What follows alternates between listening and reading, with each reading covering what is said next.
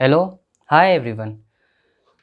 देखिए आपने देखो आज पेपर तो दिया होगा साइंस का। अब होने को तो कोई नहीं टाल सकता, सबका जैसा पेपर हुआ है राम भरोसे। चलो अपन पेपर का देखो एनालिसिस करते हैं और देखते हैं कि किस क्वेश्चन का क्या एग्जैक्ट आंसर है। उस हिसाब से आप अपने जो भी मार्किंग हो सकती है वो अच्छे तरीके से प्रिडिक्ट कर सकते हो। उसके अंदर +5 या -5 हो सकता है, ओके। क्योंकि वो डिपेंड करेगा कि मार्किंग आपकी क्या जो चेकिंग होगी, क्या वो टाइट मार्किंग होगी या रफ मार्किंग होगी। अगर टाइट हुई तो -5 हो जाएंगे, अगर रफ हुई तो +5 हो जाएंगे, या वही मार्किंग आएंगी जो आप अभी एक्सेप्ट करोगे।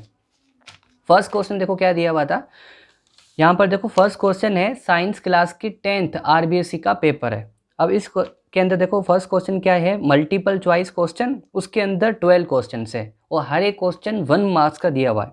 Right the correct option of answer of the following question in the answer book.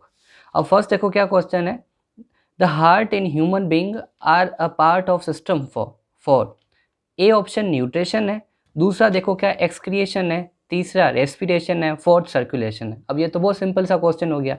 अब इसका आंसर क्या होगा, सर्कुलेशन होगा। तो इसके अंदर कोई घबराने की बात थी नहीं। दूसरा देखो कौन सा है question number second, by which instrument blood is measured. तो ये भी बहुत आसान सा क्वेश्चन है, सिंपल सा क्वेश्चन है। इसका क्या फर्स्ट आंसर होगा, स्फेग्मोमेनोमीटर। तो इसके अंदर आगे जाने की कोई कंडीशन बनती ही नहीं है अपन की। तो दोनों क्वेश्चंस अभी तक तो दोनों सिंपल थे। अब देखो third question, thyroid gland require which of the following to make thyroxine hormone, sodium, potassium, iodine, magnesium. अब ये भी बच्चों जैसा क्वेश्चन है, ये वाला क्वेश्चन भी आपने 8th स्टैंडर्ड से आप पढ़ते आ रहे हो। तो इसका आंसर क्या होगा, सी आयोडीन। क्योंकि थायराइड ग्लैंड को थायरोक्सिन बनाने के लिए आयोडीन की ज़रूरत पड़ती है। क्वेश्चन नंबर 4 कौन सा है, which part of the brain regulate all the involuntary actions. देखो एनसीईआरटी के कंट्रोल एंड कोऑर्डिनेशन वाले चैप्टर के अंदर एक लाइन लिखी हुई है, वहाँ पर ये लिखा हुआ medulla of the hind brain controls the involuntary actions. तो यहाँ पर देखो क्या आ जाता है, मेड्यूला। तो आपका 4 का कौन सा क्या आंसर होगा, ए आंसर होगा, मेड्यूला, जो इनवॉलेंट्री एक्शंस को कंट्रोल करता है। 5th नंबर का देखो, इसमें दिया हुआ है among the following which substance does not have a water of crystallization. इसका मतलब ऐसा कौन सा है जिसके अंदर वाटर के मॉलिक्यूल्स अपन साथ में अटैच नहीं करते। इसके अंदर देखो 10H2 वाटर के मॉलिक्यूल्स आते हैं, जिप्सम के अंदर 2 वाटर के मॉलिक्यूल्स आते हैं, प्लास्टर ऑफ पेरिस के अंदर हाफ वाटर के मॉलिक्यूल आते हैं, मगर बेकिंग सोडा के अंदर कुछ नहीं आता।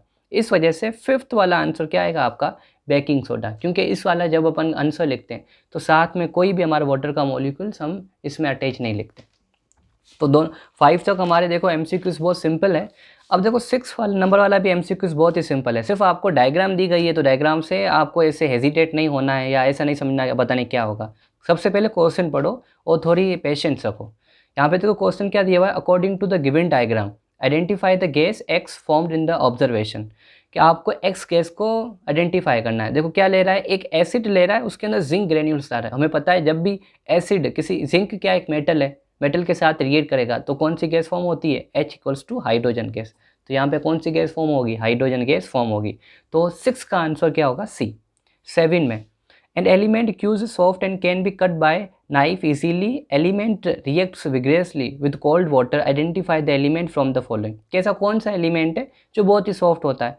अब देखो सिल्वर इतनी सॉफ्ट तो नहीं होती कि अपन इसको है ना नाइफ से काट लें, कॉपर भी नहीं होता इतना सॉफ्ट, लीड अब पोटेशियम, अपन के पास 2 अभी बचते हैं। तो इस वजह से देखो है ना, ये पोटेशियम क्या आ जाएगा, अपन का आंसर आ जाएगा कि पोटेशियम को अपन क्या कर सकते हैं, बहुत इजीली इसको काट सकते हैं। क्योंकि पोटेशियम देखो अल्काइली मेटल्स में आते हैं और ये बहुत ही सॉफ्ट होते हैं। नेक्स्ट देखो क्या है, the laws of reflection hold good for. के इसका देखो फर्स्ट आंसर क्या है, plane mirror only, convex mirror only, concave mirror only, all of the above. तो रिफ्लेक्शन के लॉ तीनों मिरर के ऊपर अप्लीकेबल होते हैं, इस वजह से अपन का आंसर क्या होगा, ऑल ऑफ द अबव होगा। अब यहाँ पर देखो एक न्यूमेरिकल आ गया है जो आपके ऑप्टिक्स वाले मतलब रिफ्लेक्शन और रिफ्रैक्शन वाले चैप्टर से बिलोंग करता है। इस न्यूमेरिकल के अंदर जनरली क्या पूछ रहा है कि आपको रिफ्रैक्टिव इंडेक्स ऑफ वाटर कितनी दी हुई है, 1.33, और पूछ रहा है the speed of light in water will be, कि वाटर के अंदर कितनी होगी। अब देखो म्यू दिया हुआ आपको 1.33, वी पूछ रहा है और सी हमें पता होता है 3 × 10⁸। फॉर्मूला क्या होता है, mu equals to C upon V, तो V equals to C upon mu. तो v का आंसर क्या हो जाएगा, 3 × 10⁸ डिवाइडेड बाय 1.33। इसे अगर आप सोल्व करोगे तो आपका आंसर क्या आएगा, 2.26 × 10⁸ मीटर पर सेकेंड। तो इस वजह से आपका सी आंसर सही हो जाता है क्वेश्चन नंबर 9 के अंदर। फिर देखो नेक्स्ट है 10th, the SI unit of electrical charge. ये भी बहुत सिंपल सा क्वेश्चन है। क्या कूलम होती है इलेक्ट्रिकल चार्ज की, जो अपन इलेक्ट्रिसिटी वाले को चैप्टर के अंदर फर्स्ट हेडिंग अपन की यही होती है। अब यहाँ पर देखो एक आपको डायग्राम दिया हुआ है और पूछ रहा है कि ए और बी के बीच में इक्विवेलेंट रेजिस्टेंस क्या होगा। तो देखो इसका सबसे पहले आप क्या सिंपल सा एक सर्किट डायग्राम बनाओ। तो ये अपन की ए है, ए के अंदर देखो दो अपन के जंक्शंस हो रहे हैं, तो दो जंक्शंस कर दो। एक जंक्शन के साथ 4 ओम रेजिस्टेंस है, वो फर्दर किसके साथ कनेक्टेड है, बी के साथ कनेक्टेड है, तो इसको अपन बी के साथ कनेक्ट कर देते हैं। ऊपर वाले के अंदर देखो दो रेजिस्टेंस प्रेजेंट है, तो एक रेजिस्टर लगा दो और दूसरा रेजिस्टर लगा दो, और दोनों किसके साथ कनेक्टेड है, बी के साथ कनेक्टेड है। दोनों कितने ओम के, 2 ओम के। अब देखो ये दोनों सीरीज कॉम्बिनेशन के अंदर है, तो 2 + 2 क्या हो जाएगा, 4 हो जाएगा। तो फिर दूसरा अपन का डायग्राम क्या बनेगा कि ऊपर भी 4 होगा और नीचे भी क्या हो जाएगा, 4 हो जाएगा, और इस दोनों को अपन बी के साथ कनेक्ट करेंगे, तो 4 ओम 4 ओम। अब देखो ये दोनों पैरेलल के अंदर है, तो अपन का एक फॉर्मूला है पैरेलल कॉम्बिनेशन के अंदर, Rp = R/N, जब दोनों रेजिस्टर्स क्या हो अपन की दोनों रेजिस्टर का रेजिस्टेंस सेम हो। तो R अपन का कितना दिया हुआ है, 4, N मतलब कितने रेजिस्टेंस है, 2 है, तो 2।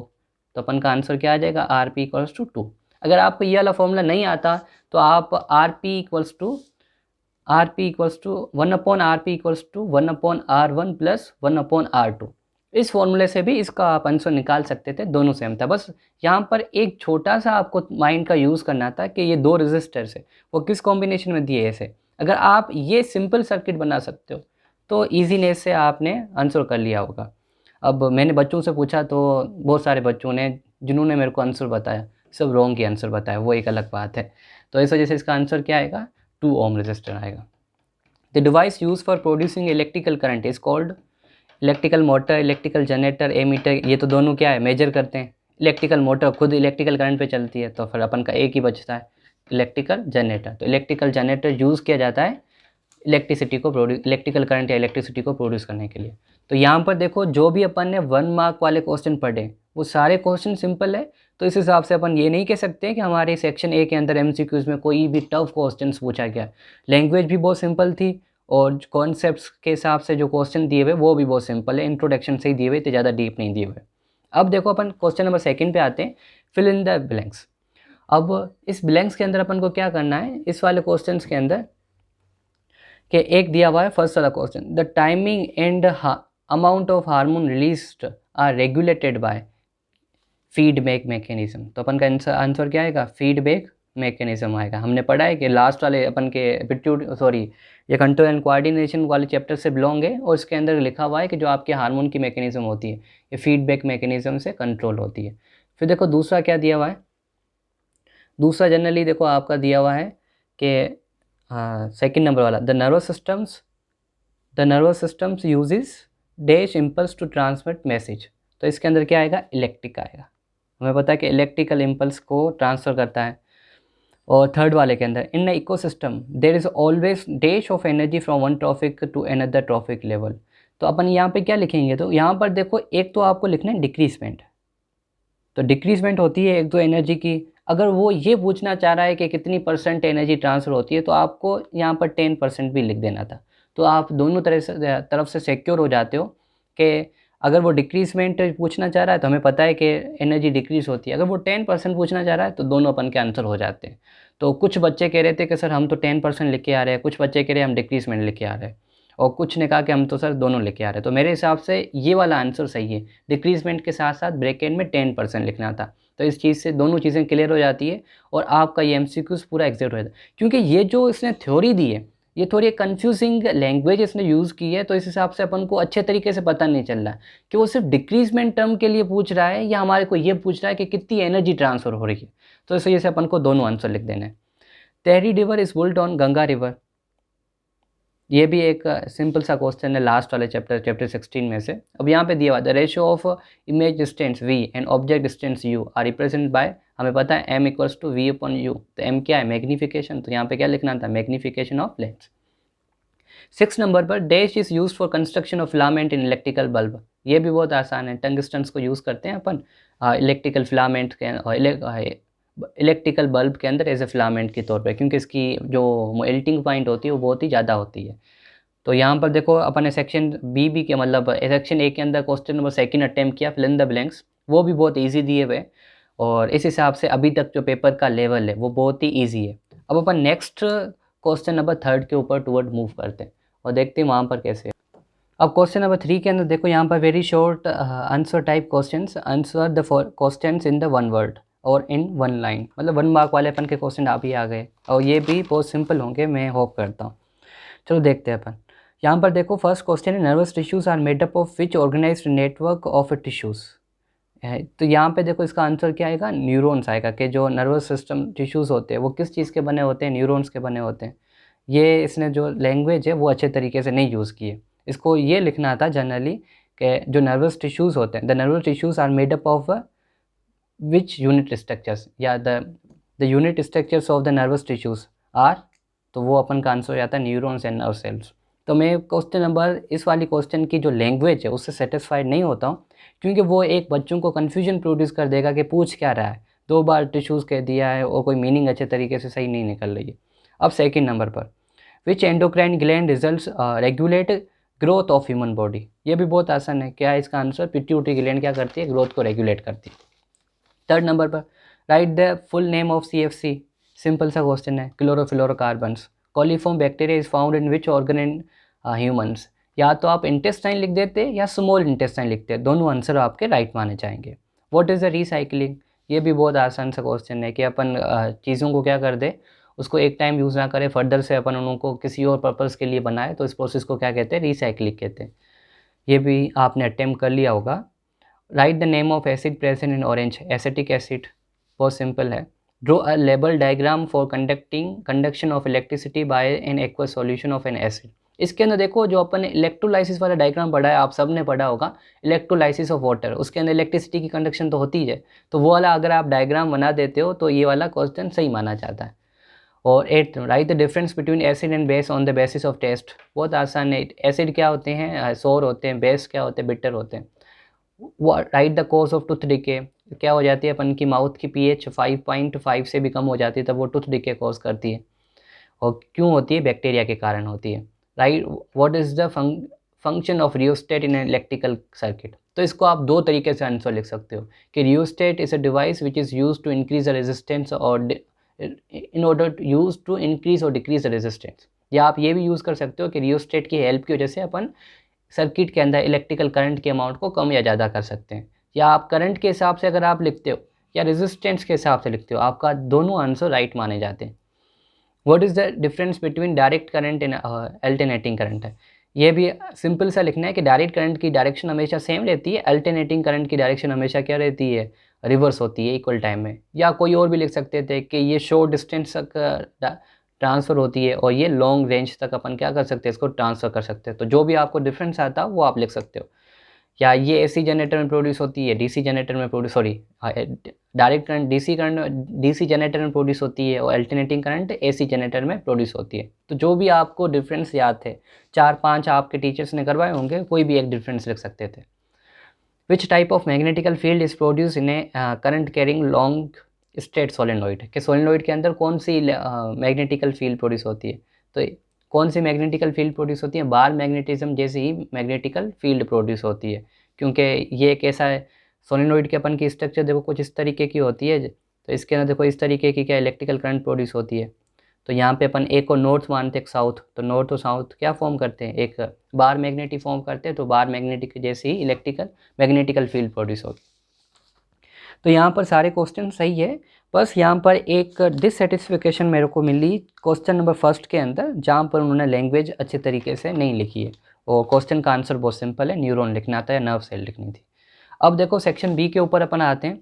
यहाँ पर what is the role of fossils in the process of evolution. अब जो यहाँ पर देखो, जो मैंने ये वैसे पेपर मैंने पूरा रीड कर लिया है, तो जो इवोल्यूशन या हेरिडिटी और इवोल्यूशन वाले चैप्टर में जो क्वेश्चन पूछे गए, तो वो क्वेश्चन बहुत उन्होंने टेढ़े क्वेश्चन पूछे, मतलब सही तरीके से लैंग्वेज यूज़ नहीं की है, और जो जनरली पूछने चाहिए वो तो पूछे नहीं, और इवोल्यूशन के साथ पूछे हैं। तो अगर बच्चों के टॉपिक ये किए हुए होंगे तो उन्होंने तो बहुत अच्छे तरीके से किए होंगे, अदरवाइज़ तो बहुत ही ख़राब हुआ होगा या घटिया होगा। अब देखो यहाँ पर क्या है कि फॉसिल्स का क्या है रोल होता है एवोल्यूशन में, तो इसका आंसर क्या लिखना था कि फॉसिल्स जनरली हमारे को हेल्प करते हैं हमारे एंसेस्टर्स हिस्ट्री को जानने के लिए, जैसे अपन क्या कहते हैं, फाइलोजेनी कहते हैं। दूसरा, why double circulation is necessary in humans. तो इसका आंसर देखो क्या लिखना था, क्योंकि ह्यूमंस अपनी बॉडी टेम्परेचर को हमेशा मेंटेन रखते हैं, इस वजह से डबल सर्कुलेशन बहुत ही ज़्यादा नेसेसरी होती है ह्यूमन बींग्स के अंदर या किसी और के अंदर। कंप्लीट डबल सर्कुलेशन हमारे अंदर पाई जाती है। जैसे हमने लिखा incomplete double circulation, complete double circulation, तो ये कंप्लीट डबल सर्कुलेशन के बारे में पूछ रहा है। तो यहाँ पर उसको एक और वर्ड यूज़ करना था, complete double circulation word use करता तो और ईजीनेस हो जाती बच्चों को आंसर लिखने में। Drew a diagram of homologous organ of frog and lizard. तो ये आपको होमोलोगस ऑर्गन के बारे में डायग्राम्स बनाने थे, ये भी बहुत ईजी है। अब दूसरा, what is the producers and consumer in ecosystem. ये भी बहुत ईजी है। प्रोड्यूसर्स क्या होते हैं, ऑटोट्रोप्स होते हैं, कंज्यूमर्स हेटरोट्रोप्स होते हैं जो प्रोड्यूसर्स पे डिपेंड करते हैं। Drew a label diagram of reaction of stem on iron metal. अब देखो बच्चे ये एक्सक्यूज़ कर रहे थे कि सर आपने ये वाली जो डायग्राम है वो बना ही नहीं। अब देखो ये वाली डायग्राम जनरली आप अपने हिसाब से बना सकते हो, कुछ नहीं करना है। एक आपको रोड लेनी है, ये आयरन की रोड है, यहाँ पर क्या करनी है, थोड़ी थोड़ी रस्टिंग कर देनी है बस। ऐसी डायग्राम बना देते कि एक आयरन की रोड लेकर यहाँ पर एक रस्टिंग कर देते कि ये रस्टिंग हो गई आयरन के और एयर के साथ रिएक्ट कर कर। एयर के अंदर क्या होती है, ऑक्सीजन, तो रिएक्शन लिख देते Fe+O2 Fe2O3। सॉरी स्टेम के साथ करवा रहे हैं तो स्टेम के अंदर क्या होगा, H2O होगा, तो H2O के साथ रिएक्ट करके Fe2O3 फॉर्म कर लेती है। तो ये वाली रिएक्शन लिख लेते और ऐसे डायग्राम बना देते। अगर रिएक्शन नहीं भी लिखते, सिर्फ ऐसी डायग्राम बना देते और यहाँ पर रस्टिंग आयरन लिख देते तो आपको मार्क्स मिल जाते। अब देखो नेक्स्ट है, draw a label diagram for testing the conductivity of salt solution. तो इस कंडीशन के अंदर आपको ये जो क्लोर एल्केलाइन प्रोसीजर्स के अंदर जो अपन एक डायग्राम बनाया है वो वाला भी डायग्राम एक सही है। नहीं तो ये आपने मन से बना लेते कि एक बीकर ले लेते, उसके अंदर पानी डाल देते, उसके अंदर NaCl डाल देते, यहाँ पर एक क्या लगा लेते हैं, यहाँ पर एक बैटरी लगा देते और यहाँ पर एक बल्ब लगा देते और फिर यहाँ पर शो करते कि बल्ब क्या कर रहा है, जल रहा है। तो फिर ऐसे ही अगर आप डायग्राम बनाते तो आपको 2 मार्क्स मिल जाते। तो कुछ तो डायग्राम्स आप अपने मन से बना सकते हो क्योंकि आपने 10th 1 साल तक पढ़ी है, तो कॉन्सेप्ट्स अगर आपके क्लियर होंगे तो ऐसा ज़रूरी नहीं है कि आपको सारे डायग्राम्स की प्रैक्टिस होनी चाहिए या वो डायग्राम्स आपकी कॉपी में होने चाहिए, क्योंकि ये डायग्राम्स आप कॉन्सेप्चुअल वे से बना सकते हो। वैसे ही सारी डायग्राम्स हमारी बुक में दिए हुए। अभी टीचर्स को ये लगता है कि ये डायग्राम्स पूछेंगे नहीं तो इस हिसाब से वो प्रैक्टिस नहीं करवाते, मगर आप अपने हिसाब से कर सकते हो। 10 नंबर पर है, draw a label diagram of burning magnesium ribbon. ये तो सब करवाते ही है, और मैग्नीशियम रिबन का बर्निंग का डायग्राम बनाना है और उसकी रिएक्शन लिखनी है। तो एक मैग्नीशियम रिबन ले लेनी थी, यहाँ पर एक एयर वगैरह रख लेनी थी और फिर क्या बन रहा था, ये मैग्नीशियम ऑक्साइड। तो एक रिएक्शन लिख लेते और ये डायग्राम बनाते और सही हो जाता। Define endothermic and exothermic reaction. ये तो बहुत सिंपल सा क्वेश्चन है कि इसके अंदर हीट इन्वॉल्व होती है, इसमें हीट रिलीज होती है। 12 में डक्टिलिटी, डिफाइन डक्टिलिटी के मेटल्स वायर्स में कन्वर्ट हो जाते हैं, उसे डक्टिलिटी कहते हैं। Write the name of most ductile metal, इसका आंसर क्या है, गोल्ड है। Write the both the law of reflection of light. तो एक तो क्या है, इसके 2 लॉस लिखने हैं कि जो refractive index of first medium with respect to sine angle of incident always equals to refractive index of second medium with respect to sine angle of refraction. तो आपको तो एक ये लॉ लिखना था जिसे अपन क्या कहते हैं, स्नेल्स लॉ कहते हैं। दूसरा आपको ये लॉ लिखना है कि इंसिडेंट एंगल, नॉर्मल लाइन और रिफ्रैक्टेड रे हमेशा एक प्लेन के अंदर एग्जिस्ट करती है। तो ये भी सिंपल सा लॉ क्वेश्चन है और ये क्वेश्चन पूछा जाता है एग्जाम के अंदर हर बार, तो इसकी प्रैक्टिस मेरे हिसाब से आप सबको होगी। और यहाँ पर देखो क्या कह रहा है, reduce the expression for the equivalent resistance of series combination of 4 resistors R1 R2 R3 R4। ये पूछ रहा है कि अगर डेरिवेशन आपको करनी है, हम डेरिवेशन करते हैं कि RS equals to R1 plus R2 या R3, तो यहाँ पर एक और रेजिस्टर्स लेकर R4 तक आपको डेरिवेशन करके बतानी कि ये फॉर्मूला कैसे आएगा। यहाँ पर determine the amount of heat produce by 10 ampere current is flowing through a 4 ohm resistors for the 2 second. ये भी क्वेश्चन बहुत सिंपल है। देखो हीट का फॉर्मूला क्या है, I स्क्वायर RT है। I कितना दिया हुआ है 10, तो 10 का स्क्वायर कर लो। R कितना दिया हुआ है 4, टाइम कितना दिया हुआ है 2 सेकेंड्स दिया हुआ है 2, तो यहाँ पे क्या आ जाएगा 100 × 4 × 2, तो आंसर क्या आ जाएगा 800। पीछे यूनिट क्या लगेगी इसकी, जूल लगेगी, तो इसका आंसर क्या है 800 जूल आंसर है। बहुत सिंपल सा ये भी क्वेश्चन है। व्हाट इज अ सोलेनोइड, ये एक एज ए इलेक्ट्रोमैग्नेट है। और how can an electromagnet form by the using a solenoid, कि कैसे ये, मतलब आपको सोलेनोइड को थोड़ा एक्सप्लेन करना है। अब देखो नेक्स्ट क्या है question, explain 3 events that occur during the process of photosynthesis. ये वाला क्वेश्चन भी बहुत सिंपल है कि सबसे पहले कि लाइट की एब्जॉर्प्शंस होती है, क्लोरोफिल की हेल्प की वजह से। दूसरा, वाटर टूटता है हाइड्रोजन ऑक्सीजन में। तीसरे के स्टेप्स है कि कार्बोहाइड्रेट की रिडक्शन होता है, सॉरी कार्बन डाइऑक्साइड का रिडक्शन होता है और कार्बोहाइड्रेट में चेंज हो जाता है। ये 3 स्टेप्स लिखने। या तो आपको explain the mechanism of human lungs for exchanging of gases, कि किस तरीके से गैसेस की एक्सचेंजिंग होती है ह्यूमन बींग्स के अंदर। तो एक पाथ लिख लेते और थोड़ा ऑक्सीजन और कार्बन डाइऑक्साइड कैसे ट्रांसपोर्ट होती है उसके बारे में पॉइंट्स लिखनी थी। तो ये आपको 3 मार्क्स दे देता है। मतलब सिंपल सी कहने की बात कि ह्यूमन रेस्पिरेशन को आपको डिटेल में एक्सप्लेन करना था, जितना आपका टीचर्स ने करवाया हुआ है या एनसीईआरटी के अंदर दिया हुआ है। दूसरा, draw a diagram of plain area and explain the importance of fossils in evolutionary relationship. तो प्लेन एरिया का डायग्राम बनाना था। ये तो बहुत सिंपल सा डायग्राम था, कुछ इस तरीके का डायग्राम था और ऐसे कर कर ऐसे ये अपन की प्लेन एरिया बन जाती। और फॉसिल्स की क्या इंपॉर्टेंस होती है इवोल्यूशनरी के अंदर, ये आपको बताना था। जैसे अपन इसी ही टॉपिक के अंदर प्लेन एरिया का टॉपिक होता है, फिर वहाँ पे अपन नीचे लिखते हैं कि किस तरीके से फॉसिल्स हेल्प करते हैं, जैसे डायनासोर का एग्जांपल देकर। तो ये सारी चीज़ें एक्सप्लेन करनी होती है वहाँ पर। एक्सप्लेन यहाँ पर ये वाला क्वेश्चन मेरे को सबसे ईजी क्वेश्चन है, मगर लैंग्वेज सबसे घटिया लैंग्वेज लगी इस पूरे पेपर के अंदर। देखो अब देखो यहाँ पर के क्या रहा है, explain any one pair of different characteristics breed of Mendel by line diagram. क्या मतलब, क्या कहना क्या चाह रहे हो आप? सिंपल सा क्वेश्चन आपको लिखना था, एक्सप्लेन मोनोहाइब्रिड क्रॉस।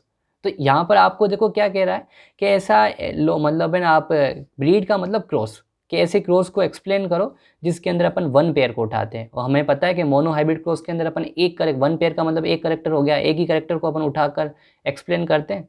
तो यहाँ पे आपको मोनोहाइब्रिड क्रॉस के बारे में पूछ रहा था कि मोनोहाइब्रिड क्रॉस, उसका phenotype genotype ratio F2 generation तक और उसके लॉज के बारे में अच्छे तरीके से लिखना है। सिंपल सी बात, मोनोहाइब्रिड को एक्सप्लेन में और डिटेल के अंदर एक्सप्लेन करना है। तो ये सबसे लैंग्वेज इसकी सबसे बहुत घटिया है, मगर क्वेश्चन बहुत सिंपल है क्योंकि मोनोहाइब्रिड क्रॉस बहुत सिंपल है। यहाँ पे explain the oxidation reaction with example, एक ऑक्सीडेशन रिएक्शन बतानी थी, कॉपर ऑक्साइड वाली बताते थे, और इसको बैलेंस करनी है। और बैलेंस ऐसे ही नहीं करनी है, ठीक है, डायरेक्ट ऐसे वहाँ देकर, जो स्टेप्स दिए हुए हैं उस स्टेप्स के हिसाब से आपको बैलेंस करनी है जो एनसीईआरटी के अंदर दिए हुए। अगर आपने डायरेक्ट की है तो या तो आपको 1/4 मार्क्स मिलेंगे या तो मार्क्स मिलने वाले है ही नहीं। तो स्टेप से ये वाली रिएक्शंस बैलेंस करनी थी।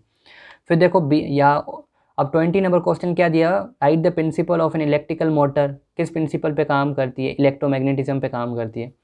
फिर explain the working of an electrical motor by drawing a label diagram, ये भी बहुत सिंपल सा क्वेश्चन है। आपको एक इलेक्ट्रिकल मोटर का डायग्राम बनाना है, उसको वर्किंग की एक्सप्लेन करनी है और बाकी सारी चीज़ें नहीं लिखनी है।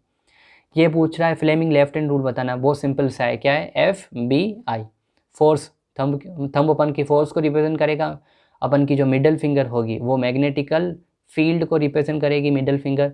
और जो अपन की जो फोर फिंगर होगी, फोर फिंगर किस चीज़ को रिप्रेजेंट करेगी, मैग्नेटिकल फील्ड को। और जो मिडल फिंगर होगी वो किसको रिप्रेजेंट करेगी, करंट को। जैसे ये अपन का लेफ्ट हैंड है तो ये थंब किसको रिप्रेजेंट करेगा, फोर्स को, फोर फिंगर मैग्नेटिकल फील्ड को, और जो मिडल फिंगर है ये करंट को रिप्रेजेंट करेगी। तो ये बहुत सिंपल सा क्वेश्चन था। और फिर दूसरा क्या, explain the force produce when current carrying conductor place and magnetical field with the help of diagram.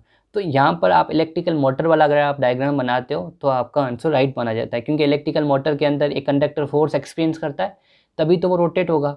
तो यहाँ पर इलेक्ट्रिकल मोटर की डायग्राम बनानी है बस। फिर देखो दूसरा क्या, यहाँ पर अपन का सेक्शन बी एंड हो जाता है। अब सेक्शन डी, जिसमें 3 क्वेश्चन अपन का 21 क्वेश्चन में है, राइट एन एग्जाम्पल और रिफ्लेक्स एक्शन। कोई एक एग्जाम्पल लिखना है रिफ्लेक्स एक्शन का। जैसे अपन हर्टिंग फील हो जाते हैं किसी हॉट सब्सटेंस को लगाते हैं, तो कोई भी example. Why reflex arc have evolved in animals, क्योंकि रिफ्लेक्स आर्क एक बहुत ही सिंपल वे में क्या हो जाता है, मतलब शॉर्ट टाइम के अंदर रेस्पॉन्स मिल जाता है। अगर रिफ्लेक्स आर्क नहीं होता है तो हमारी बॉडी टाइम लगाती प्रोसेसिंग करने में, जिसमें हमारे को इंजरी हो सकती थी। फिर है दूसरा, draw label diagram of reflex arc का एक लेबल डायग्राम बनाना है। तो ये आपका क्वेश्चन कितने मार्क्स का हो जाता है, 4 मार्क्स का क्वेश्चन आ जाता है। ये वाला आपको सेकंड वाला अच्छे तरीके से एक्सप्लेन करना है, ठीक है। यहाँ पे रिफ्लेक्स सेक्शन को एक्सप्लेन करने के लिए कहीं पे भी नहीं बोल रहा है, तो रिफ्लेक्स सेक्शन को अगर आपने एक्सप्लेन किया है तो आप एक्सपेक्ट मत कीजिए कि आपके मार्क्स आएंगे। यहाँ पर क्वेश्चन ये पूछा है कि रिफ्लेक्स सेक्शन क्यों होता है हमारे बॉडी के अंदर, तो उसका आंसर क्या है कि वो शॉर्ट टाइम के अंदर परफॉर्म हो जाता है। अगर ये रिफ्लेक्स सेक्शन नहीं होता तो हमारी बॉडी टाइम लगाती, जिसके अंदर हमारे को नुकसान हो सकता था। तो ये डिटेल के अंदर आंसर्स लिखाए हुए हैं। और ये आपको अगर इन द केस अगर आप ये मैंने क्वेश्चन क्लास के अंदर आपको देखो किस तरीके से करवाया होगा, ये क्वेश्चन लिखवा कर ही इसका आंसर लिखवाया है। फिर देखो दूसरा है, और के अंदर ये आप कर सकते थे, write the name of hormone secreted by the ovary, क्या लिखना है इसका, oestrogen. Write the functioning of any two endocrine gland, pancreas की लिख देते और एक पिट्यूटरी ग्लैंड की लिख देते। Draw label diagram of position of endocrine gland in female, एक फीमेल की डायग्राम बनानी थी और फिर वहाँ पर कौन सी एंडोक्राइन ग्लैंड्स पाई जाती वो आपको बतानी थी। तो ये 21 वाला क्वेश्चन बहुत सिंपल सा क्वेश्चन है और बहुत अच्छे तरीके से बच्चों से हो गया होगा इन द केस अगर आपने स्टडी की होगी। फिर मैचअप है। अब 22 वाले क्वेश्चन के अंदर ये बहुत सिंपल है, जिप्सम का देखो क्या होगा, जिप्सम का होगा 4 वाला, प्लास्टर ऑफ पेरिस का क्या होगा, सेकंड वाला, बेकिंग सोडा का क्या होगा, देखो बेकिंग सोडा का जनरली होगा ये वाला, और ब्लीचिंग पाउडर का ये वाला। बस हो गया। तो ये बहुत सिंपल सा था जिसके आपको 2 मार्क्स मिल जाते। और फिर when electricity is passed through a solution of a common salt, the two gases X and Y are liberated along the sodium hydroxide. The gas X burns with the pop-up sound and gas Y is useful for the disinfection water. What will be the gases X and Y? तो अभी यहाँ पे आपको बतानी है कि X और Y gases कौन सी है। देखो अब यहाँ पे देखो X पॉपअप साउंड से कौन सी गैस प्रोड्यूस होती है, सॉरी हाइड्रोजन गैस। तो यहाँ पे X, तो आपकी X क्या हो जाएगी, हाइड्रोजन गैस। एंड दूसरा क्या बोला है, and gas Y is useful for the disinfecting water, तो यहाँ पे कौन सी होगी, क्लोरीन गैस। तो यहाँ पे आपको लिखना आता है जो अपन क्लोर एल्केलाइन प्रोसेस के अंदर हमारी बनती है। तो क्लोरीन गैस और X आपकी क्या हो जाएगी, X हाइड्रोजन गैस और Y क्या हो जाएगी, क्लोरीन गैस हो जाएगी। तो ये क्वेश्चन बहुत सिंपल है और ये 4 मार्क्स मेरे हिसाब से फोकट के ही मार्क्स है आपको, मतलब ऐसे ही आपको मार्क्स दिए जाएंगे क्योंकि ये क्वेश्चन बहुत सिंपल हो गया। या और के अंदर है देखो कि आपको लेमन, ये जो कुछ सब्सटेंस दी हुई है उनकी आपको पीएच को मैच करना है। देखो गैस्ट्रिक जूस की गैस्ट्रिक जूस की कितनी होती है, गैस्ट्रिक जूस की होती है 1.2 होती है, और लेमन जूस की क्या होती है, लेमन जूस की होती है 2.2, और विनेगर की क्या होती है, विनेगर की होती है 3.76, टोमेटो की 4.4। ये क्या बोल रहा है क्वेश्चन, चलो पढ़ते हैं। Write the descending order of hydrogen ion concentration of substance on the basis of the अबर। अगर इस वाली देखो, इस वाली टेप मैंने सोचा कि ये तो है ना मैचअप के लिए दे रहा है, इसमें देखो जो भी है सब्सटेंस की पीएच है वो पीएच तो दी हुई है, और ये बोल रहा है कि इसको है ना डिक्रीजिंग ऑर्डर के अंदर अरेंज करना है हाइड्रोजन आयन की कंसंट्रेशन के हिसाब से। हमें ये पता है कि जितनी पीएच कम होगी उसमें उतनी हाइड्रोजन आयन की कंसंट्रेशन क्या होगी, ज़्यादा होगी। तो इसी वजह से सबसे कम पीएच किसकी है, गैस्ट्रिक जूस की। तो सबसे पहले आपको क्या लिखना है, गैस्ट्रिक जूस लिखना है। उसके बाद में डिक्रीजिंग ऑर्डर में, मतलब जैसे अपन चलते जाएंगे तो कम होती जाएगी। उसके बाद में आपको क्या लिखना है, लेमन जूस। उसके बाद में आपको क्या लिखना है, विनेगर। उसके बाद में आपको क्या लिखना है, टोमेटो। तो ये आपका क्या हो जाता है, आंसर आ जाता है डिक्रीजिंग ऑर्डर के अंदर, और आपका आंसर राइट माना जाता है। दूसरा है when and sodium compound X react with the dilute HCl then salt water and gas Y is obtained. Compound X is used to make bread soft and spongy. Gas Y turns lime water milky. White precipitate. Write the name of X and Y gas. तो देखो X gas कौन सी हो जाएगी, CO2 हो जाएगी, और Y gas कौन सी हो जाएगी, Y टर्म्स। तो यहाँ पर देखो क्वेश्चन में क्या कह रहा है, write the name of sodium compound X reacts with the HCl then salt water and gas Y is produce. तो यहाँ पे जनरली क्या है, सॉल्ट, तो ये इसका था आपका मेरे हिसाब से आएगा गैस Y इज प्रोड्यूस। तो X का मेरे हिसाब से HCl के साथ रीड करवाते हैं। अच्छा ये वाला क्वेश्चन आपको देखो पूछ रहा है बेकिंग पाउडर के अपन बनाते हैं तो बेकिंग सोडा, तो ये आपको क्या लिखना था, बेकिंग सोडा, सोडियम अमोनियम, जो आपका आंसर यहाँ पे दिया हुआ है सोडियम अमोनियम कार्बोनेट। तो यहाँ पे आंसर X का आएगा, आपका X आ जाएगा सोडियम अमोनियम कार्बोनेट, और Y क्या आ जाएगी, Y आ जाएगी CO2 गैस आ जाएगी जो पास होती है। तो आपका आंसर क्या लिखना था, बेकिंग, जो अपन बेकिंग सोडा से बेकिंग पाउडर बनाते हैं उस वाले का ये क्वेश्चन का आंसर था। 23 के अंदर देखो ये दोनों देखो ऑप्टिक्स मतलब रिफ्लेक्शन के अंदर दिए हुए हैं, दोनों क्वेश्चन बहुत सिंपल है। Write the definition of principal of focus on concave mirror. तो फोकस की लिखानी, an object of 2 centimetre size place 80 centimetre in front of concave mirror of focal length 12 centimeter. At what distance from the mirror should a screen be placed in order to obtain a sharp image? Find the nature and size of image. Draw a ray diagram of image formation when an object is placed between principal focus and center of curvature in front of concave mirror. तो यहाँ पे देखो एक क्या है आपको 23 के अंदर, 23 वाले क्वेश्चन के अंदर आपको प्रिंसिपल फोकस की डेफिनेशन लिखनी है। दूसरा आपको देखो क्वेश्चन सोल्व करना है जिसके अंदर आपको ऑब्जेक्ट की डिस्टेंस क्या दी हुई है 4 सेंटीमीटर और सॉरी ऑब्जेक्ट की साइज़ दी हुई है। तो साइज़ ऑफ इमेज क्या, साइज़ ऑफ ऑब्जेक्ट क्या दी हुई है 4 सेंटीमीटर दी हुई है। फिर आगे बोल रहा है place at 80 centimetre in front of a concave mirror. तो कॉनकेव मिरर के आगे जो ऑब्जेक्ट की डिस्टेंस कितनी दी हुई है 80 सेंटीमीटर दी हुई है। फोकल लेंथ कितनी दी हुई है, फोकल लेंथ 12 सेंटीमीटर दी हुई है। देखो साइन करने में और क्या पूछ रहा है आपको, वी पूछ रहा है मतलब, और एम पूछ रहा है। अगर आप एम और वी फाइंड करोगे तो अच्छे तरीके से आपका आंसर आ जाएंगे।